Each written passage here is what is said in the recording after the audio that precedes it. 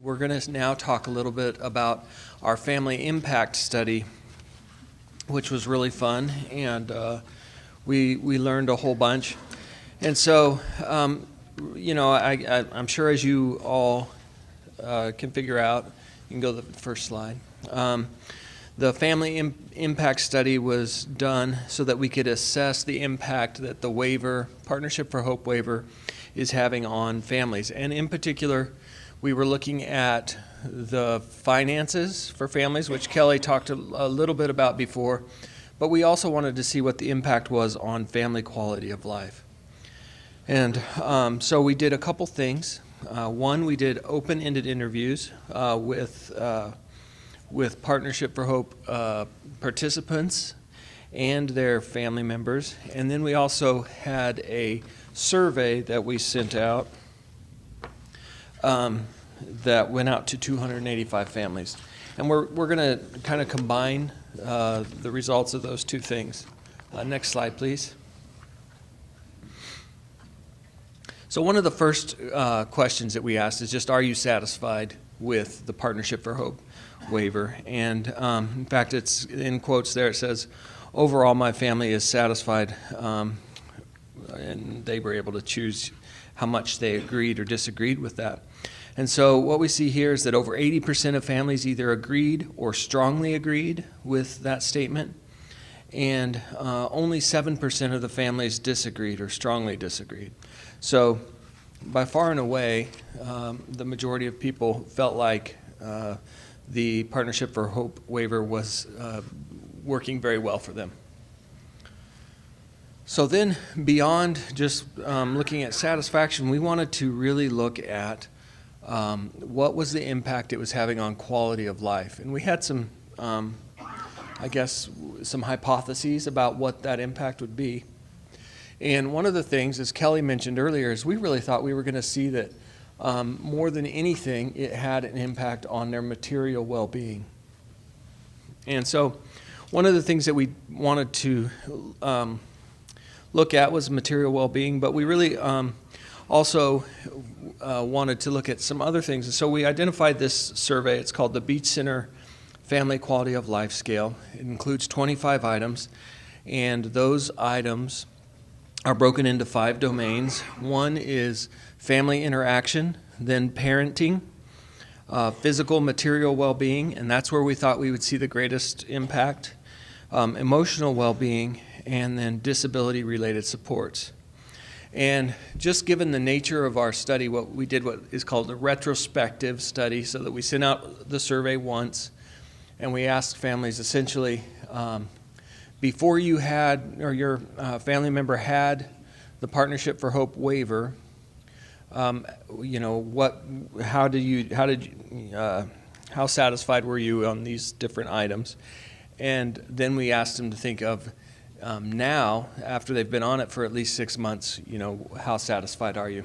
So that's not the ideal way to do a survey. The ideal would be to do a pre-post, but we weren't going to be able to get to those people before they ever entered the Partnership for Hope waiver. So this is what we had to do. But it turned out really, really great. So we did once we got all the results back from the 285 people, we did a pair-sampled t-test to find out if there were significant differences in the before and after on those. And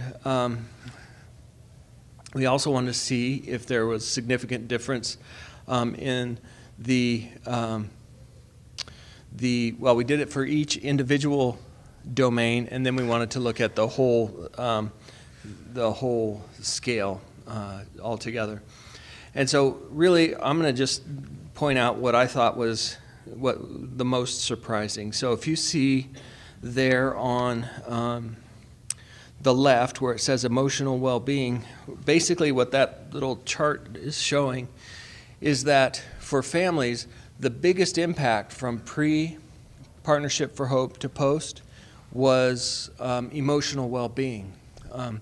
And so seeing that, and actually I'll just say, we had significant results or significant changes across all 5 domains, but it was the emotional well-being where we saw the greatest impact. And so seeing that made us begin to ask some other questions, and we then started looking at our qualitative data, the interviews, to figure out, well, what was it that was having such a, or what was it about the Partnership for Hope that made it have such a strong impact on family quality of life?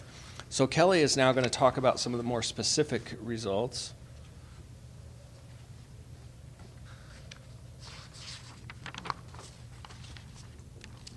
So here are the 4 items that were in the emotional well-being section or domain. And so really that domain is characterized by the emotional aspects of life, such as adaptability, happiness, and stress and exhaustion. And as you can imagine, stress was a theme that came up quite a bit. And so one of the first questions in that domain was, my family has the support we need to relieve stress. And so we saw, as you can see in the first set of bars, there's quite a dramatic difference between the pre and the post. And we saw a difference on each of these items. So my family members have the friends and other supervised support. My family members have time to pursue their own interests. So we'll see, I think, in one of the quotes after this, that really comes out, where family members are really having more time, not only for themselves, but also to enjoy each other, not just kind of as a caregiver role, but really as a family member and a friend. And the last one, my family member has outside help to help us take care of our family's needs. So I have a couple quotes, just like George said, we also talked to families and did interviews, so I think...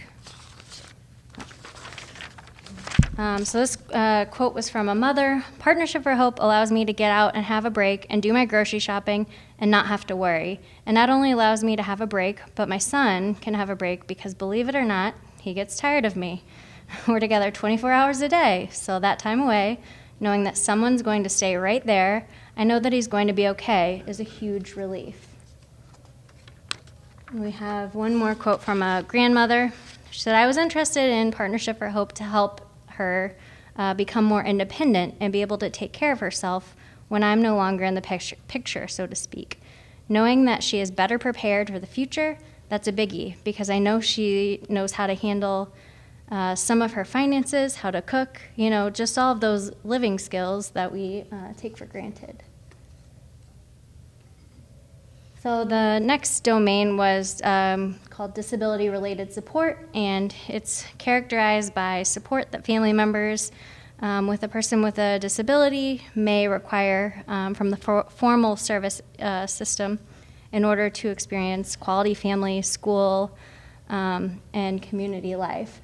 And so I won't go through all of these, but again, for each item, we saw that there was a pretty noticeable difference and significant difference between the before Partnership for Hope and the after Partnership for Hope responses. Next slide, we have a couple quotes. This one's from a parent talking about their disability-related supports that they got through Partnership for Hope. They said, they do educational activities 2 days a week where he learns phone numbers, writing, and reading. Then once a week, he gets to go play darts and pool. We pay for the activities, but they take him. He also goes with his personal assistant to work out. If we need him to go to the doctor, I don't have to take off work to take him, and he's happier. He's having his own life, but he still gets to live at home. He's got more friends, a lot more friends, and independent from us because we won't be around forever. And so that's one of the things that we saw throughout this was this aging theme and this idea that parents were saying, may not always be there to do things for him and help. So it's one of the themes we saw a lot in our interviews.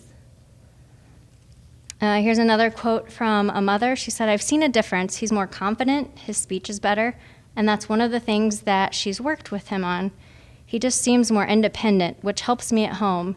He wants to do things now for himself, which is huge, instead of just depending on me to do everything for him, because one day, he'll live on his own.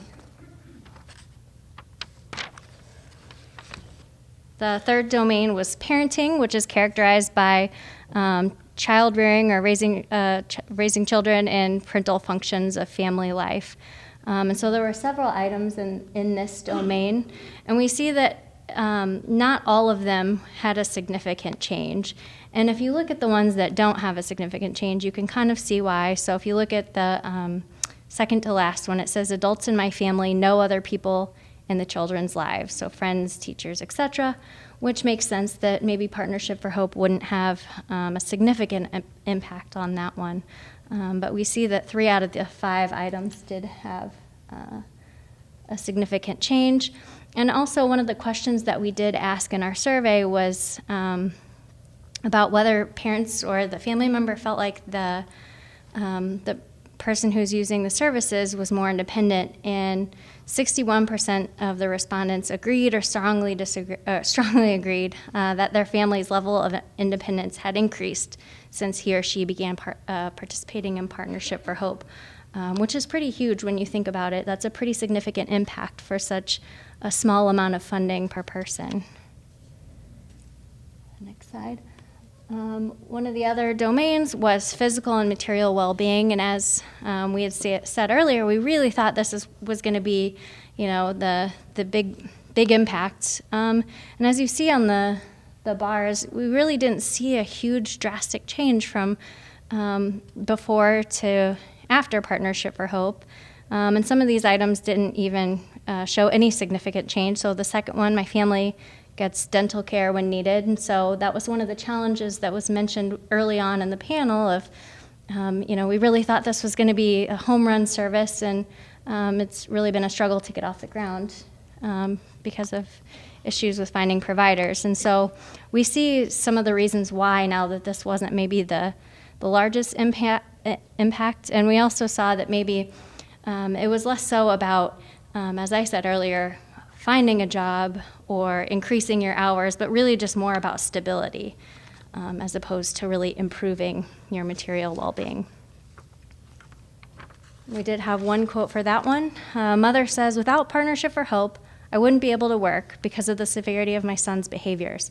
I was sitting here, educated and willing, but unable to do anything because I did not have anyone to provide these services that my child needs. Now I'm able to be gainfully employed.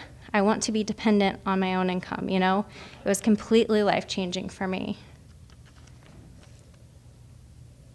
And the final domain is family interaction. And so that's really characterized by the way families are able to interact and child rearing and things like that.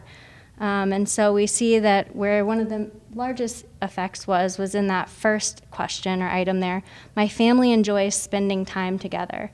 And so again, really impactful to see that that's one of the outcomes that we see here. So the quote below that, Partnership for Hope has relieved some stress for me, which makes me a better mom. It doesn't make me so on edge and grouchy. And my mental health is a lot better.